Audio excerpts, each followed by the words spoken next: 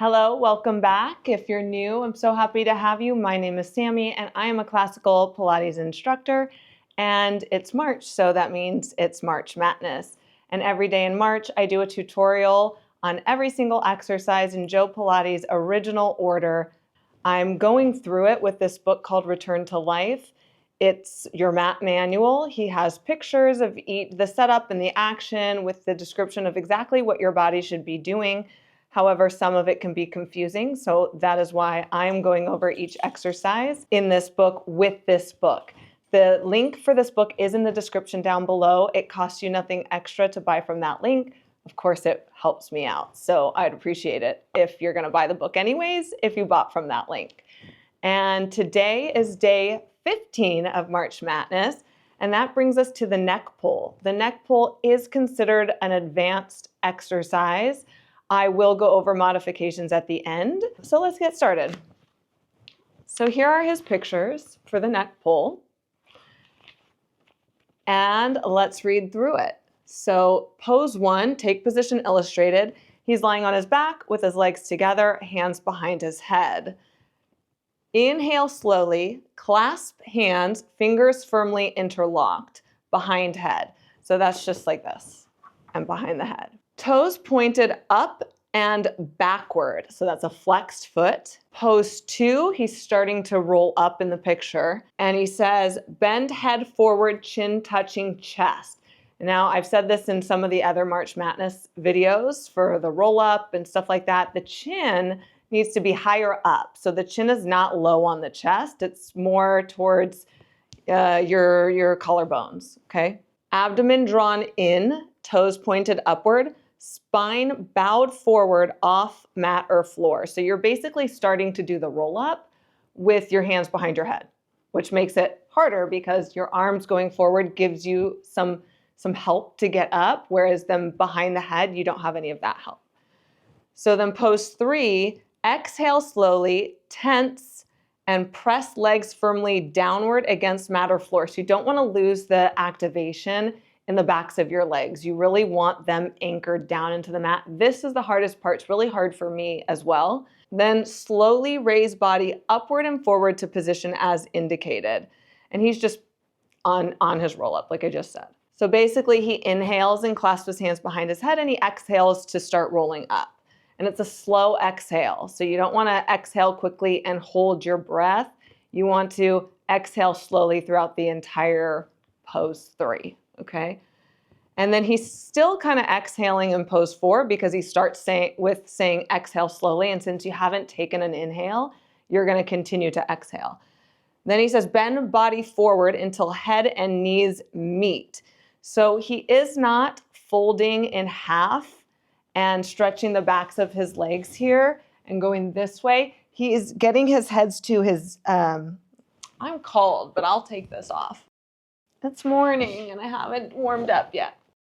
So his head and his forehead and his knees are meeting, which forces this to kind of open up.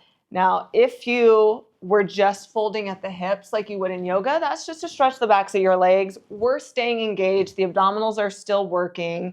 So from here, you're diving closer in so that you're lifted and you are trying to get your head to your knees. Now, there are different body proportions, so you're trying your best to get your head to your knees. And so for me personally, I have a really long back and really short legs. So trying to get my head to my knees with this really long back is quite difficult. That being said, I'm still trying to do it.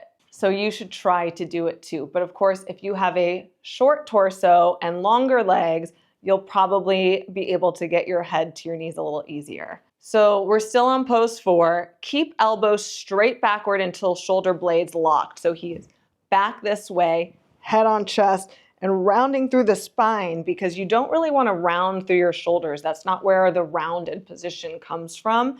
It comes from your body here. So, and trust me, it's hard for me too. We're all just trying to do what he said. Most of the time, you know, a lot of us won't get there, but the work is in trying, and you're still getting the benefits as long as you try to do it like he said, to the best of your ability, and constantly try. So his elbows are locked. He's like this, and he's going forward this way, keeping those elbows locked so he's not sinking. And you should feel a nice back stretch. You know, this is exercise 15 in the order, so you've already done some twisting from corkscrew, one leg circle, lots of flexion, the roll up, you've been stretching your spine, so you are like really ready for this by this point. You would not start with this exercise. The order, I'm always talking about the order. Moving on. Keep elbows straight backward until shoulder blades locked. Inhale slowly while returning to pose 3 position. And his pose 3 is right here. So he's down here, and then he's going to inhale and lift this way. I know I learned it coming all the way up and then going back, but he is not all the way up in his pose 3. And then exhale slowly while returning to pose 2. He's in the middle of that roll up, and pose 1 going all the way back down. Okay, so note, repeat the foregoing exercise 3 times. That's it. You get 3 chances to do this exercise. Caution, pose 1, keep toes pointed upward. So he wants them flexed. And then pose 2, keep legs pressed firmly to mat or floor. If necessary, placing cushion on feet. So grab a cushion, grab something to kind of help weight you down. Have somebody hold your legs if you need to. You ideally want to be struggling a little bit. It's okay to struggle. If you if you happen to have a mat with a strap or want to buy one, there are floor mats that have a strap. And if you want to post some comments, ask me questions, I'm happy to tell you what those are. Otherwise, grab whatever you can. Grab a pillow, grab something just to give you a little extra weight to help keep you down. That's going to allow you to roll up better. And then pose 4, the caution is elbows straight backward until shoulder blades locked. Now, when he is rolling down, they do come forward a bit. And one thing I will say is, you know, this is rule of thumb, but if you happen to have shoulder blades that wing out a lot and can't seem to find spreading your shoulder blades wide so they don't wing, then you might need to bring them forward a little bit more than lock back. So it all depends on the body, but this is rule of thumb. So you can all try it this way first. Okay, so let's go ahead and do the neck pull. I will walk you through it. And I'm gonna use a strap here so that I can show you a little bit slower. Okay, so he starts lying down and his fingers are clasped, hands behind the head. Now they should be where the neck and the skull meet, because this is neck pull. You are trying to pull the back of your neck nice and long and push your head into your hands so you actually stretch that part that tends to get weak and with the forward hanging head. So his legs are together, toes pointed upwards and backwards, legs locked, pressing firmly into mat. Now notice how my lower back is not on the mat. That's okay if yours doesn't go to the mat. You don't necessarily want to be tucking your pubic bone up super high to get it down. You want to honor the curves of your spine. If you can anchor those legs and pull that stomach down more, then awesome. Okay, so here we go. Let's start. I'm going to name the poses, and then I'll do the next one with the breath cues. Okay, so we're in pose 1. Lift. Pose 2. Locking those elbows again. Pose 3. Notice how I'm not slouching. Pose 4. Pose 3. Pose 2. And I'm pushing my head into my hands and pulling my neck. And then pose 1. Now with the breath cues. Inhale. Exhale. Still exhaling, still exhaling, still exhaling. Inhale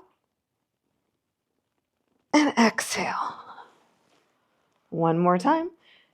Inhale. Exhale, exhale, exhale, exhale, exhale. Inhale. Exhale, exhale, exhale, exhale, exhale. Okay, modifications. 1, you can have your knees popped up a little bit. This often will help your pelvis have more strength and stability.